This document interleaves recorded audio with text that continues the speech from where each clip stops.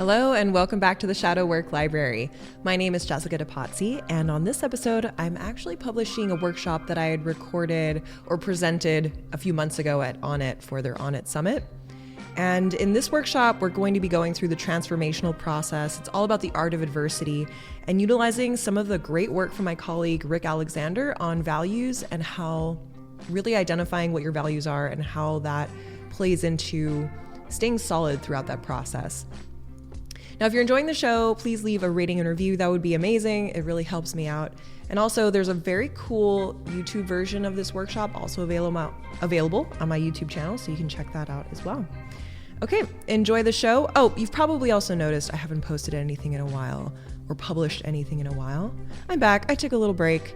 I actually have a podcast all ready to go in the next week also. So, I'm on my usual schedule of publishing things, just whatever, but I'm feeling like creative these days and shadow worky and outputty. So I think you can expect a little bit more than usual. So thank you for hanging in there. I hope you had a great 2023.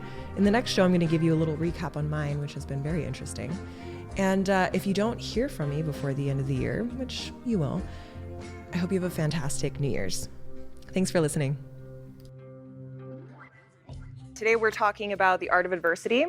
Now, I don't want you to be worried by this title because this is really built on the foundation of experiencing more celebration and more fullness in life. So before we really dive in, could you go to the next slide for me? I just want you to write down in your little itty-bitty journals that I gave you, what does it mean to live a life well lived? What does it mean to you? This list here, I think, does a good job in generalizing what a life well lived could mean. This fulfillment and sense of purpose. Walking confidently into the world, feeling as if you know where you're going. You might not know what the destination is, but you know that every little, even mundane step forward is taking you to some sort of ideal that you hold very closely to you. Happiness and contentment, that's a really good one. I think this is something that we, at least in the West, really prioritize. When you think about getting in a relationship, a common thing is, I want to exist in this relationship to help my partner be happy. I want to be in a relationship to be happy and to be content. It's a really high-vibing bit of energy that we want for ourselves. Meaningful relationships, that's another really good one.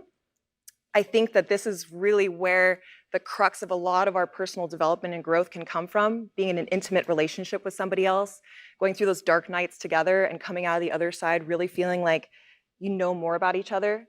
You may have heard of something called limbic bonding, and it's when you struggle together. That's why military veterans have such a close bond, first responders, nurses, teachers, startups, being a part of any team where you're struggling together.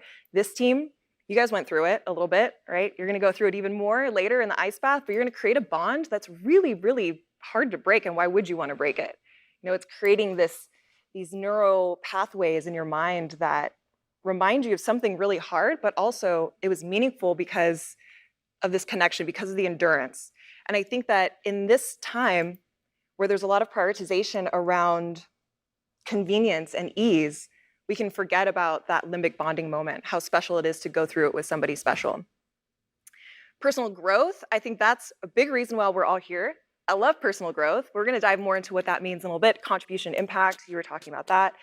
We are going to create an impact no matter what we do, whether we're going out into the world and creating impact consciously or we're subconsciously just floating through life, we're going to make a difference in some way. So why not do it purposefully? Why not do it in a way that is like you know what you're doing, you know the vibe of your body, you know the vibe of your spirit, and that every interaction, like you were mentioning, Smile Lady, which is, what's your name? Sorry. Mariana, great. Yeah, like her vibe, when I could tell when she walked into this room, she made me feel good, I was nervous about this. I bombed a magic show when I was in the 4th grade, and public speaking is like still an issue. So when Mariana walked in, I was like, okay, fourth grader, you can take a seat. This is 36-year-old Jessica now. Health and well-being, we're all right now in the mecca of health and well-being. Like I was mentioning earlier, I think it was like 8 years ago I met John and Shane, and I was so burnt out on fitness. I'd come off of CrossFit, which I still like, but they taught me about like the holistic experience of moving your body in these ways that wasn't always go hard or go home. That was really special to me. And gratitude. We all know what that is. Living authentically, that's another thing you were talking about, right? So this feeling that we can let our freak flags fly, We can be exactly who we are, and we find true belonging, which is different than fitting in, right? Belonging is people accepting you and wanting you to be exactly who you are. It's unity through diversity, which Onnit talks about often, which I think is just so fantastic. So, who am I? I think this is a good time to talk about who I am even. Could you go to the next slide, please? All right, so yeah, my name is Jessica DePazzi. I'm a podcaster and a documentary producer. My podcast is on shadow work. Does anybody know what shadow work is? Cool. So it's a term coined by Carl Jung, but the concept has really existed ever since we've probably had a prefrontal cortex. It's a study on what is pulling our strings subconsciously and having us move forward in life in certain kinds of ways. So the more we can understand what's happening in our subconscious, the more we can be more proactive in how we behave and how we think. We have a little bit more control around our human experience. So the podcast is really about exploring the negative patterns in the human experience. You know, if we experience laziness, I mean, to an extent, we all know rest and laziness can be different. Indecisiveness or even arrogance. So I really focus in on these very specific archetypes of ways of being that we might not want to be, to find out, is there a purpose to that? Is there a purpose to your laziness? Where did that come from throughout history and sociology and even different religions and whatnot? I'm also the producer of Dark Night of Our Soul. This is my latest project. Oh my God, it's so much work, but I love it so much. It's the evolutionary purpose, or documentary on the evolutionary purpose of trauma. And because we all have it, I know trauma is this word that's really dense, and so I'm probably gonna say adversity from here on out. But trauma is really a break of trust. It's something that's happened sometime in our life, a moment in time, a series of moments in time, where it was too much, too soon for our nervous system, and we're just different on the other side of it. You know, there's no need to identify with it. You know, I'm not gonna identify as a traumatized magician or anything, right? Like, this is just something, it can be remarkable, it can be unremarkable. And the breaking of trust, what I mean by that is we expect something to go a certain way. When your dad tells you, I'm gonna pick you up from school on time, and he continues to not pick you up from school on time, you're like, man, I can't trust my dad. And then, can I trust anybody else? And can I trust myself? And sometimes these things that are just not interesting become a whole series of things that can affect you later on in life. And because that's true, because we all have our own traumas, whether they're big, remarkable things or little tiny things, we have to expect that there's some sort of evolutionary reason that this happens to us. Now, we're talking about trauma here. I know this is a time for play and enjoyment, but that is really the point of this. Like, the point of the podcast, the point of the documentary really centers around something called post-traumatic growth. Post-traumatic growth is important to me because for some reason throughout my life, I was really interested in the dark side of humanity. And it's probably because up until 25, I was like a trial and error kind of gal. I just really put myself through it. I wanted to be who I thought I was, but I was kind of a weird little kid and I didn't feel accepted. And then I started to create these thought forms around being weird and being like, I'm never going to be a part of the group. So I started to create these personas and these masks, and I wanted to be this charming, gregarious person that I thought I was, but this idea of me just not fitting in was so strong in me that other people bought into it too. And so there's this whole confusing ecosystem. And I think a lot of us have experienced that, you know, just not feeling like we fit in. Carl Jung, he has this quote that I'm going to butcher, but something like, the first half of your life, you use it to develop a healthy ego, right? That's what I was doing, creating these masks, creating these personas to try to find my place in the world, to try to find all those things that was on that previous list, you know, the belonging, the meaningful relationships. I thought I had to change myself to be that. And it took a few rock bottoms before I finally realized the second half of his quote, which was, you spend the next half of your life then turning inward and breaking free of that ego. And so once I finally started that process of turning inward, and it's clearly still a work in progress, I realized that that first part of my life is really meaningful. Identifying the haves and have-nots, feeling like I really, almost to a detriment, felt for the outsiders, because I felt like such an outsider myself. And so with all of that, there had to be something that I pulled from that, because it was pulling at my heartstrings so much. I just wanted to understand, where does the darkness come from? Where does the loneliness come from? Where does that feeling of disconnection come from? How can we be in a whole room of people and feel like we're all alone and feel so self-conscious? So fast forward a little bit more, I met my husband, and he is a retired Special Forces sniper. And he left the military, and basically they were like, okay, congratulations, Jeff, you are going to get the full PTSD package. We don't even need to do any testing because it's pretty clear you've been in the military for 15 years. Traumatic brain injury, here you go, congratulations, here's some resources, here's some money, and that's that. Now, being the people that we were, we just like could not accept that PTSD was the only result that could come from this long time in the service, because what was also true was, yes, he did have some very severe and does still have some very severe emotional ups and downs, hair trigger anger, a lot of things that are pretty hard to deal with. But also what's true is that he's a much wiser man on the other side of it. He's a much stronger man emotionally, even though there's a lot of this fluctuation from brain injuries. He just cares more about people. He cares more about himself. He understands his values in a way that he never did when he joined the military when he was a young man. He has more of a spiritual connection in a way that he never could have imagined having before he went through all of that. And so that's when we discovered post-traumatic growth as a scientific name for the other side of the coin of going through a traumatic event or adversity that is enough to shake you up. All of these things, we saw on that previous list. This is really like the transformational process. To go through something difficult is how we bring these gifts back into our ordinary world. Post-traumatic growth and PTSD were named around the same time in the late 70s or so by a couple of researchers, Dr. Tedeschi and Richard Calhoun. Now, interestingly, we can also understand why one took off and one didn't, right? There's not a lot of money in helping people understand how they can grow from something, which is unfortunate. But it does seem irresponsible for us not to know that process, because that process of post-traumatic growth, of going through something difficult and also gaining that wisdom on the other side of it, is a really integral part of our human experience. So that's what brings us to this transformation cycle. This is part of the work from my colleague, Rick Alexander, who's the writer of the documentary. And I want to take us through this because this helps us understand where the darkness, where adversity really fits into our life so that we can experience all of those things that create more meaning. Because it's hard to find the meaning, it's hard to find the real joy, that happiness when you're in the dark night, when you're in the chaos. But if you understand where you are in the map, where you are in the framework, you can have a different relationship with it. You can have a relationship that feels graceful and with resolve, like you know what you're doing there. So we'll start with order. This is the phase, kind of like all that list before, all the meaningful life stuff, that feels like order. I know where I'm going, I know my place in the world, I know my potential. There is organization, stability, predictability. I know what tomorrow is going to look like. I love my husband. I love my wife. I love my kids. Everything is great, right? We're going on vacation. Everything's feeling good. But if we stay in that level of order for too long, and you can even think about this in a different kind of context as well, like in business, if you stay at this level of status quo for too long, we can start to feel like, just want to shake something up, just feel a little itchy, feel a little squirrely, like I want to change, I want to evolve. And we usually think about it as I want to get to the next level. So in our attempts to get to that next level, it may even be pre-verbal.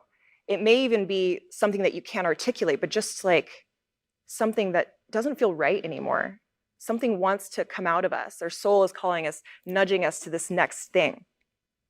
And for me, I guess I'll use an example of the documentary. My previous life was all podcasting, and I'll say a lot of it was marketing and sales. That's how I met these two guys back here. And I was doing it for so long, and at the beginning, I was like, this is amazing. This is exactly what I'm here to do. And then 10 years later, my soul is like, stop doing this. This is, I don't know, there's just something about it. It was pre-verbal, there was something wrong. I was like, do I need to quit my job? Do I need to move? Do I need to find a new relationship? There was just some friction, some dissonance happening. And then I found myself in that tyranny zone. It started to feel tyrannical. It started to feel stale. I started to lose inspiration and I didn't know what it was. Then chaos comes, right? Then it's like, okay, either you can dive into this experience intentionally or the universe will give you that experience. Like, we're all part of this flow of life. We're no separate than nature, which every bit of organic being on this planet, at least that we know of, goes through this phase, right? Where there's some status quo and then there's an environmental change and then it needs to adapt, right? We're no different in terms of our psyche. So then we get into this chaos zone, and chaos is when there's disorder. It's unpredictable, you don't know what's happening anymore, you sort of lose the plot. Like, we often see ourselves as the protagonist of this steadily unfolding plot. where there are good guys and there are bad guys and there are quests for prizes and rewards and adventure. And then sometimes we don't see where we fit in that. And that's where chaos can get really crazy. This feeling of like not knowing where you belong really sucks. It's hard. And I would say this is where the dark night is. It's going into the underworld. And sometimes I am so, I don't want to say guilty, but like it happens. I'm guilty of this. This is where I want to start making a plan. I'm like, okay, everything feels out of control. I start looking at my finances. I start cleaning my house. I like try to do anything possible. I start calling people like, hey, are you looking for work or anything like that? I'm trying to make a plan, but because my emotions and everything is swirling around in this state of disorder, the only thing that's really going to result from that is just a plan that's rooted in this flavor of disorder and fear. How you plant the seed is how it grows, right? So the strategy in this chaos zone is to really sit with it, to sit in that dark night and just to notice things. Now, I would say the strategy of this is to do something called cultivating pauses. This is from the work of Richard Rudd. And it sounds really simple, but all it is just noticing. It's not meditation. It's something called contemplation. You're still thinking about things, but it's not focusing. Contemplation lies in the middle of meditation, where you clear your mind, you let it all go, and you wash away all the stuff, and focusing, which is like concentration. Contemplation sort of bounces in between these things, where you're just noticing things, you're noticing what's coming up. And if you can notice things when you're in this chaos zone, and when you're in that adversity, and when you're in that ice bath, because you might be thinking, okay, strategies. I can get out of here. I can say I'm on my period. I can say like all these things to get myself out of this. I could start crying. I can start doing all these things. But if you could just notice the thoughts that are coming up, this is where real wisdom is gained. This is where you'll find like some of the craziest stuff that are just hidden underneath your subconscious that could come out. It's an altered state, It's like doing ayahuasca. I'm not even kidding you. Put yourself in a dark room for 2 hours and see what wisdom comes up. See what's really holding you back. And chaos only becomes order when the right kind of order extracts potential from it. So this is a really, really special moment when you're extracting the potential from the chaos. It's when you start to find your way back to the plot again. You start to realize that this reorientation to perhaps a new ideal, but maybe it's just a detour. Maybe it's just something else that's taking you exactly where you wanted to go. And it's definitely not going the way that you expected it to, but the universe knows better. Your higher self knows better. Your body knows better than what our monkey brains try to put together in terms of plans. And then we can come back to order, right? So this is a really nice cycle to know about, because this right here, once we can understand this left side, yeah, that's when we can have more grace and equanimity in the adversity process. Okay, so because all of that can feel insane, we need something that can ground us, right? Sometimes it's religion, sometimes it's other things. But what religion and other things have in common is that it creates a foundation that, I'm hesitant to say the word unshakable because we're always going to feel shaken up, but it can give us an anchor. Values give us a language to build ourselves around. So we have an infinite number of decisions that we make every day. Or we have a specific number of decisions we make every day, but we have an infinite number of options, an incredible sea of options to make, whether it's what clothes we're putting on our bodies, whether it's the types of words that we're using with other people, whether it's, what time we go to the gym, the job that we choose, what we eat. So how is it that we make these decisions? Like, there are just so many options. We would go crazy if we didn't have values. And whether you know exactly what your values are, or you've never thought about that question before, it doesn't matter. We all have values. And because the thing that we've chosen, like I've chosen these linen pants, and I wasn't like, what are my values? I'm going to choose my pants. I chose them because I've extracted some kind of value out of them. They're comfortable. They make me look kind of professional sometimes. It's a natural material. These are just things that go on in my subconscious so fast that I don't have any thought around it, but it's still there. It's still happening. Another thing is that they're hierarchical. So they're ranked as well in our psyches. And they have to be, because if we had all of our values and they were all the same, we'd be in the same position of just not knowing what to choose, not knowing how to move through life. We'd be stuck. So there will be things that you value over other things. There are things that I feel like I should value, but I don't really. I feel like there are things that maybe I've been taught to value that I don't really. So at the top for me is love. And that's whatever's at your number one is the thing that you honor above all else. Below that might be like adventure or security, things like that. Yeah.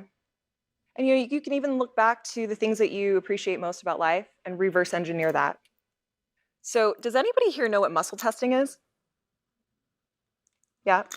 Does anybody know how to explain muscle testing? So it's like voodoo. I have no idea how that works, but chiropractors do it. What do you do for a living?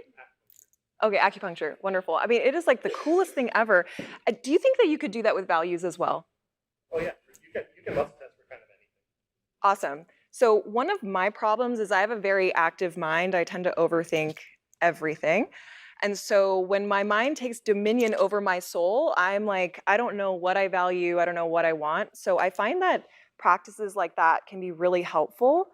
I brought this thing. Have you guys seen one of these? It's a pendulum. So some of you are like, know exactly how to use this. Some of you might be thinking I'm a hippy-dippy weirdo. Both are true. I think, so I have this theory, and I don't know if this is true, but I feel like this can work in the same way.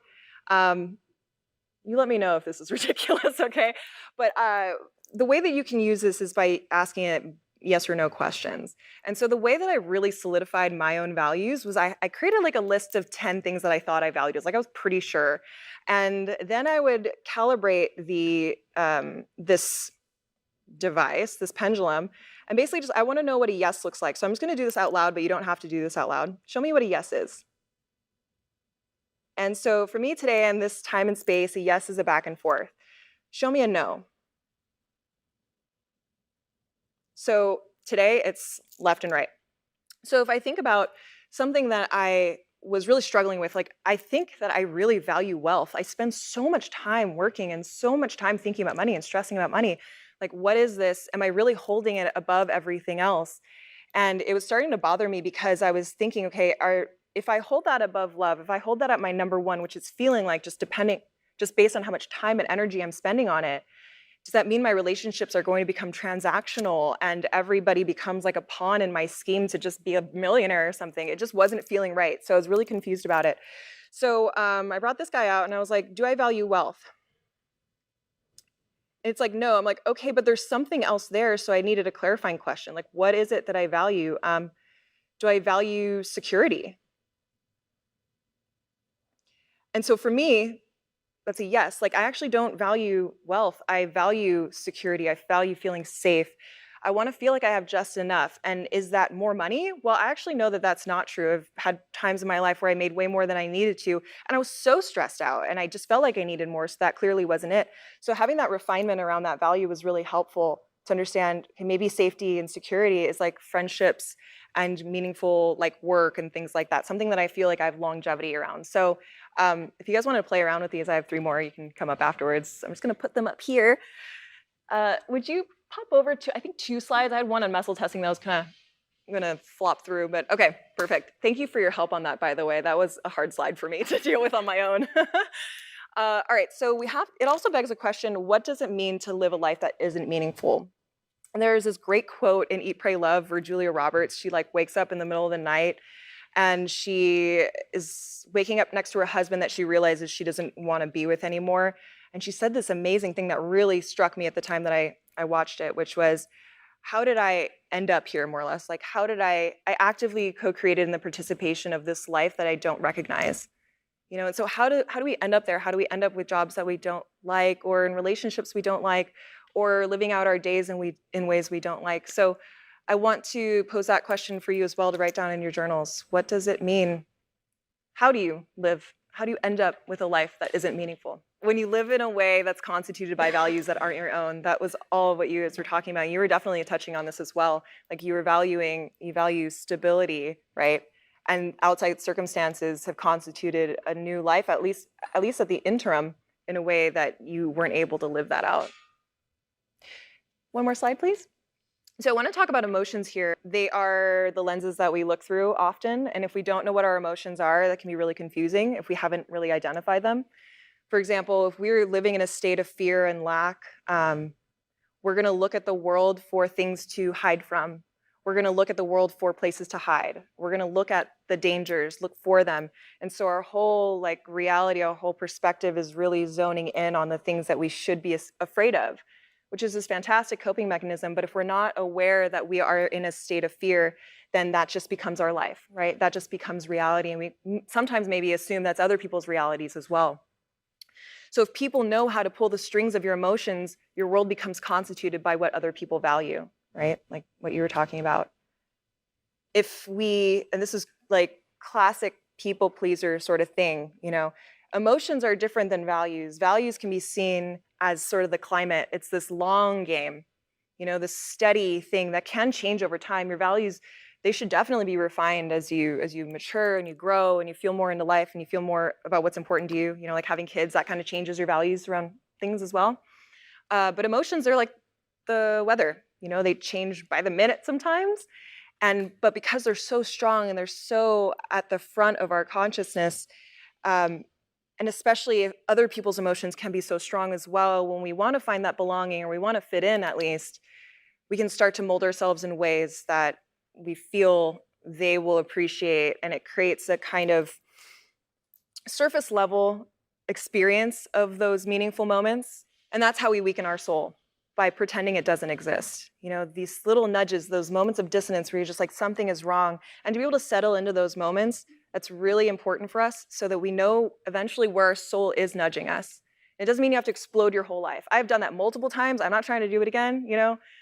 But if we can pay attention to these little nudges, we can hold on to these meaningful things in our lives and take them along with us for the ride instead of having to start all over, which there's no shade on starting all over. Like I do like a blow it all up moment. So I want you to list all the ways that you're living out of alignment with your values. This can be something that you're like currently working on, or it can be something that you're just now recognizing. And then the second part of that question is, what are you valuing out of those experiences? Like, what are you valuing instead? And let me explain that a little bit. So in my podcast thing, when I was getting going, there are all these best practices on how to do it. You know, you get guests that are like, they have a lot of followers and all this stuff, and you make some crazy thumbnail on YouTube, and it's just like so insane looking. And I just tried it out for a little bit and I hated it. I did not want people on my podcast that prioritize their own marketing and their own self-promotion over their wisdom, over their craft. And so I did that for a little while and I just like did not like it. And so what I was doing was valuing the way things have been done, valuing other people's wisdom and teachings over my own innate like intuition around how it should be done, over my own innate artistry that I wanted to put into it. So that would be an example of the value that I extracted out of living out of alignment. We've really busted through a lot of like meaningful stuff, like hard work in like 5 minutes, you know. So I would ask you to challenge yourselves to go home and really work on your values list and then just be gentle with this process. You know, you might continue to live out of alignment for a long time, but just that awareness really can be everything. You know, I think especially coming from the health and fitness world, we are like, okay, I know how I'm out of alignment and now I'm going to put a plan together. Sometimes we're still in that gestation period. Sometimes it still needs more marinating. Sometimes just the awareness around the dissonance is what's needed. You know, a lot of mental insights will eventually turn into breakthroughs, like emotional breakthroughs. And enough emotional breakthroughs will then eventually turn into these epiphanies where your nervous system changes and you just don't choose that thing anymore. So it's a, you know, awakening, this expansion of consciousness, this growth thing. Growth seems to not be what we thought it was, which is this linear progression, a climb towards heaven, achievement, success, you know, constant happiness. It seems, you know, based on our research with the documentary, that it's really a deepening into the human experience. It's really like being present with what's coming up for you and what's coming up around you. And that is also synonymous with an expansion of consciousness, which is a really loaded word. We hear it a lot, but I think it really deserves a little bit of like definition around. My friend Rick has this great analogy for it. So we're all sitting in this gym here on the ground floor, and if we look around, we can see what's true for us. We can see this projector, you can see me, we can see each other, we can see this fan, we can see that there's stairs that lead up somewhere, we don't really know what's up there. All of this is true, But as we expand our consciousness and as we grow, we have more experiences. The more times we go through that transformation cycle, that's the purpose of that transformation cycle, right? It's to expand our consciousness, it's to expand our awareness. If we were to go outside and climb up the ladder and stand up on the top of the building, we can see what else is true. We can see the horizon. We can see people walking into the gym. We can see maybe the sky. We can see all of these other things. And it doesn't mean that what we saw in this room isn't true, but it also means that there's a lot more things that are true. And so that to me is what growth really is. You know, I really like that definition or that reframe around personal development, because sometimes it can feel like when we're having a bad day or our job isn't going well or a relationship is going through one of those really crunchy seasons, that there's regression. It's like I'm going back, like I'm losing all the stuff that I had strength around and that I powered through. It can feel really weird, but that's all part of that process, right? It's all part of that chaos and order sort of thing that's part of the human experience.